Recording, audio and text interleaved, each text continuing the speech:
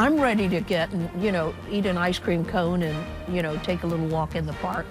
So I'm ready for it, but I'm sure other neighbors would say the same. Today on the Morning Edition, relief for neighbors after a long-standing homeless camp is cleared out. Why some say it's a fresh start for the community that's been off limit for years. Plus, one man, one mission after a life-changing diagnosis. He's turning his limited time into a powerful legacy of giving. 29 states later, here he's in Anchorage doing just that. And later, Switzerland's cheese isn't the only thing full of holes. The glaciers are melting fast. See the striking signs of climate change high in the Alps as the Morning Edition starts now. Good morning, everyone. On this Thursday, thanks for joining us and waking up with us. Waking up, we've got cooler temps.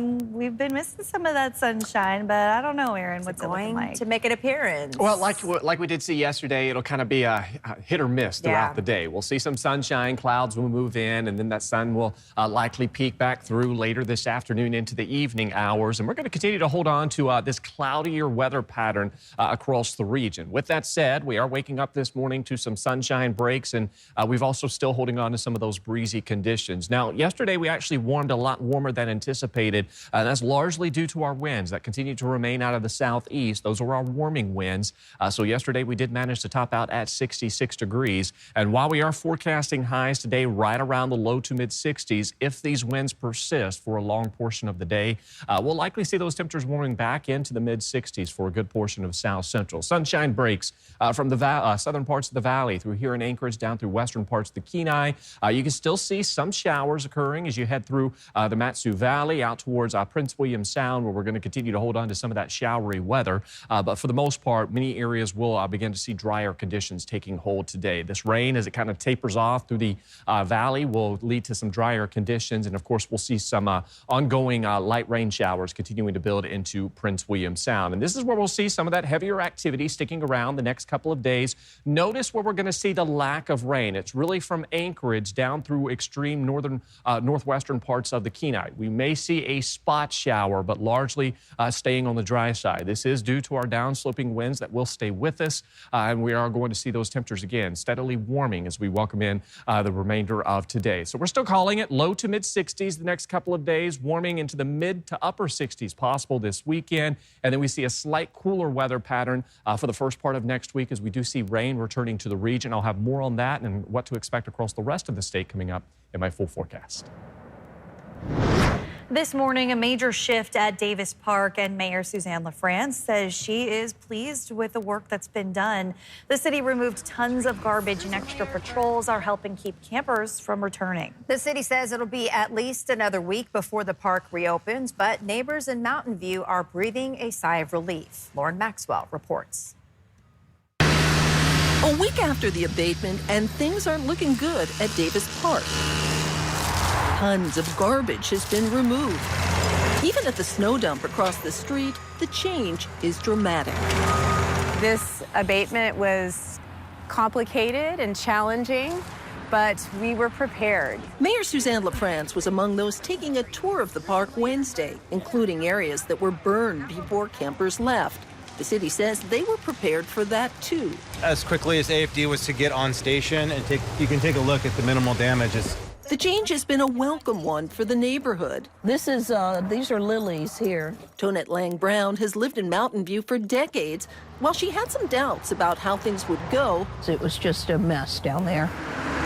now she and her neighbors have nothing but praise. I'm pleased with what they have done down there at that park because it's night and day. It's a world of difference. Extra police patrols have kept campers from coming back. It wasn't just us coming in, doing the work and leaving. But APD says those patrols have now ended. Even so, police will still be on scene. So we do have 2 officers assigned to Mountain View. That's a common thing every day. And there's an emphasis to ensure that there's a heightened level of a presence during the process until the entire operation has been concluded. The city says it will be at least another week before Davis Park is open to the public. Neighbors say they're eager to take it back. I'm ready to get and, eat an ice cream cone and, take a little walk in the park. So I'm ready for it. But I'm sure other neighbors would say the same. Lauren Maxwell, Alaska's news source. In Capitol coverage, Senator Lyman Hoffman, the longest-serving state lawmaker in Alaska's history, says this term will be his last. The Democrat from Bethel has served since 1987, nearly 40 years, and tells the Alaska Beacon he won't run for re-election, adding he also isn't looking to run for higher office. In terms of accomplishment, Hoffman told the Beacon he was proud to pass a law requiring the state to fund rural schools, as well as his work on energy legislation. Big changes are coming for Alaska workers. Starting next week, the state's minimum wage goes up and paid sick leave comes with it. On July 1st, it goes from $11.91 to $13 an hour. Employers will also be required to provide up to 7 paid sick days per year. The changes were approved by voters last November and have business owners split. The Chamber of Commerce and some industry groups warn that it could raise prices, but others, including more than 130 business leaders statewide, say the boost will improve lives and stimulate spending. Aside from the economic perspective on this, I think we're going to see a more subtle change in the dynamics of the Anchorage small business community. Our employees are just going to start being happier. Community-wide, employees are going to start feeling better about their jobs. They're going to provide better customer service. We can feel better about the fact that they're not sick and working. In a statement from hospitality business advocacy group Alaska Char, the president and CEO argues that a survey this year showed 95% of state hospitality workers already earn at least $15 per hour once tips are included, saying in part the increase in paid sick leave would mean significant increase to labor costs. Lawmakers have the ability to vote to repeal the measure after 2 years. Anchorage police say a woman tried to pay her way out of trouble after a deadly DUI crash. 40-year-old Stephanie Dill is accused of hitting and killing a cyclist shortly after leaving a parking lot near C Street and 64th Avenue. Court documents say her speech was slurred, her eyes bloodshot, and she refused sobriety tests, telling officers to, quote, just arrest her. After she was taken into custody, police say Dill offered the officer $1,000 to, quote, act like nothing happened. She now faces multiple charges, including manslaughter, DUI, and bribery. Anchorage police are looking for a man who walked away from a correctional center. A felony escape warrant has been issued for 30-year-old Sterling Klippenstein, who left the Cordova Center Tuesday morning. Klippenstein has a history that includes assault with a weapon. He was last seen wearing black clothes, a gray beanie, and carrying a white bag. Well, we've been tracking wildfires across the state, and just this week, 19 new fires have started across Alaska. As the flames continue to burn, homes and businesses are still in danger. Smoke from the Nelchina fire is still visible along the Glen Highway near mile 128. It has grown to more than 3,200 acres and is pushing east as crews continue to fortify homes near the Eureka Roadhouse. Masticators have been clearing fuel and are now working south to protect more homes and businesses. So far this year, more than 268,000 acres have burned. These are photos from the Tractor Trail fire, one of several in the Tok area. It's on the smaller side, but it's only a few miles from Northway and has drawn 2 fire bosses, a helicopter, and a dozen smoke jumpers who are working on suppression. And as you can imagine, with all of these wildfires, many of the firefighters from the lower 48 are working around the clock. And that's why one couple in Tok decided to give back and return the favor. We wanted to give out food not only to first responders, but to evacuees. And just something to help out because we're a little bit more fortunate than the other folks that had been evacuated out of there, because we do have a place that we can go. Soho Thai Takeaway Cafe owners Terry and Ratana Brigner were evacuated from their home, but not their kitchen. They watched many of the firefighters running around, some looking exhausted. They said it's the least they could do, knowing that their crews were there to protect their home and the community, and feeding them felt like the right thing to do. Stone Soup Cafe in Fairbanks hit a record this week, serving 422 meals in a single day. The soup kitchen says most of those were bagged meals handed out because they don't have the space or staff to serve that many people inside. Leaders say this isn't just a one-time spike. Demand has grown steadily over the last decade and has jumped 40% in just the past 2 years. The cafe says the growing number of people facing hunger has become more challenging with federal funding freezes. What it tells me is that people need more resources. They need more support. In these turbulent and unprecedented times that have just been ongoing, people are struggling and more people are struggling. What we see here right now is more people more often. People that used to come just when money was a little tight or just when things were a little tough, now are here almost every day. People that we never saw before, families, more elders, people that are housed but are living at an extremely low poverty level. She also says finding support for the growing number of people facing hunger has become more challenging with federal funding freezes. But Fairbanks has stepped up to support the soup kitchen. A celebration of culture and history. Anchorage is honoring the original stewards of this land with new markers installed across the city. Wednesday's celebration was part of the broader Indigenous Place Names Project. The initiative aims to recognize and restore the original Dena'ina names and language across Alaska. Supporters say it is a step toward cultural healing and a way to ensure ancestral knowledge is preserved. When you're in Anchorage, you see the English names of things, but the Dena'ina people of this land had names before there were English names. And this is an opportunity for us to recognize that history and bring Dena'ina language into the present day. The name Kinshari means crying ridge, as the Dena'ina would look out over the Anchorage Bowl and mourn lost loved ones. Coming up, choosing purpose over pity. I wasn't gonna spend, 18 months being miserable. I was gonna go out and live. The story of one man's journey to give back, volunteering in all 50 states. He's touching hearts and leaving a lasting impact. Still seeing some showers across the state, although here across South Central, we'll see a lot drier conditions as lingering activity tapers off. I'll have more on that in that 7-day forecast. But first, the sunrise, 4:23 in Anchorage, 3:53 in Juneau. Your full forecast is next. Well, good morning. We are back on a Thursday, and looks like the Bears haven't woken up just yet to get breakfast. Yeah, not seeing any salmon jumping either. Where is everybody this morning? It's like the third morning in a row.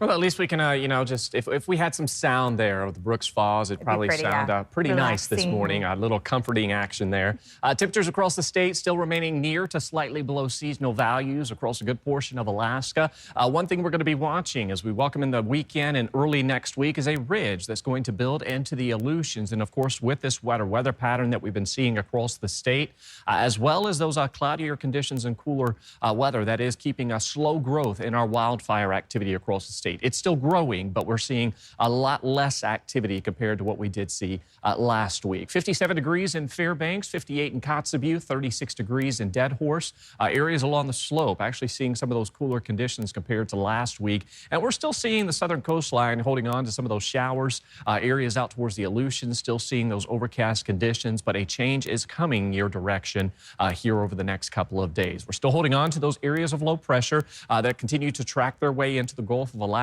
That is keeping some light rain with us from the Alaska Peninsula through Kodiak out towards coastal regions of South Central. And of course, as you head through the Mat-Su Valley and into the valley, we've still got some of that lingering activity that occurred from yesterday, and that's going to continue to taper off throughout the day. So we're still seeing some showers across the state.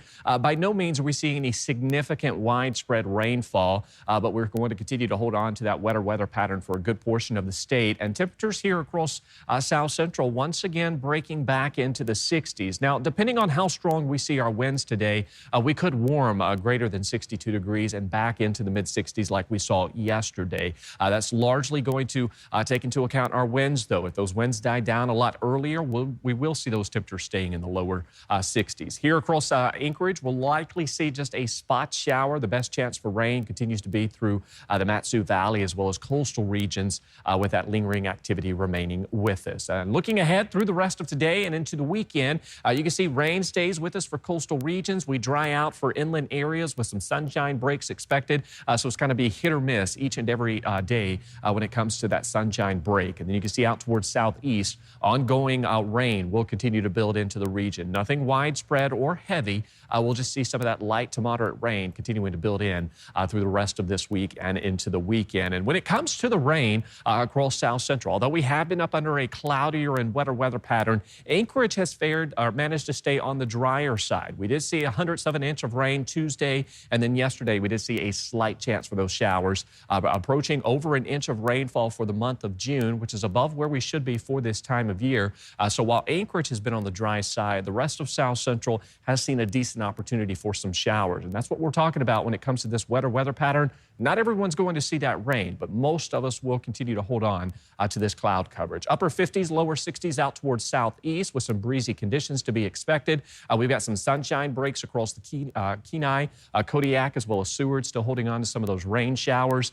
Mid to upper 50s as you head through the Prince William Sound. Upper 60s into the Copper River Basin, and we're still favoring some of those gap winds from the Copper River Basin, from Palmer, here in Anchorage, where we could still see the potential for winds gusting up to about 20 to 30 miles per hour. Mid to upper 60s in the valley here in Anchorage, 62 degrees. And again, we could be slightly warmer than that depending on our winds, and we'll stay in the 60s for the foreseeable future. More rain next week. All right. Thanks, Aaron, for the update. A terminally ill man made a stop in Anchorage as part of a mission to give back as much as possible. Jace Bertrand caught up with him to find out why he wants to volunteer in all 50 states. Has a 2-year survival rate, even with heavy treatment, of 22%. That is Doug Retch's reality. Less than 5 months ago, doctors told him he had less than 2 years to live. I had a choice of, doing heavy treatment, chemo, radiation, surgery, and that might extend my life 6 months or so. But it would be a miserable 6 months. Instead, he's doing this. I hope I'm going to beat that. An example, he says of how he wants to live by giving back. I just decided I wasn't going to do that. I wasn't going to spend, 18 months being miserable when I was going to go out and live for, 12 months or whatever the number may be.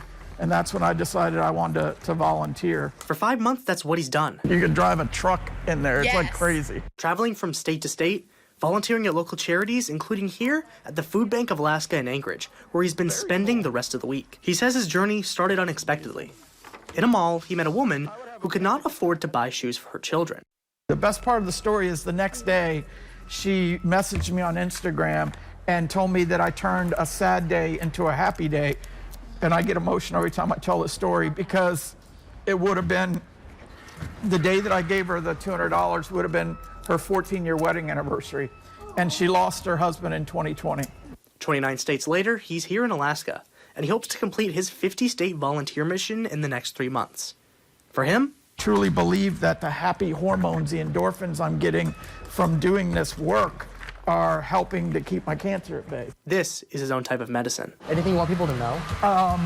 Just that, it doesn't take a lot of your time to make a difference for these wonderful organizations. Doug plans on continuing his journey for as long as his health stays stable. You can follow that journey on Instagram at Dying to Serve. From the Food Bank of Alaska, Jace Bertrand, Alaska's news source. You've been listening to the Alaska's News Source podcast. Subscribe to have the latest episodes delivered to your library automatically.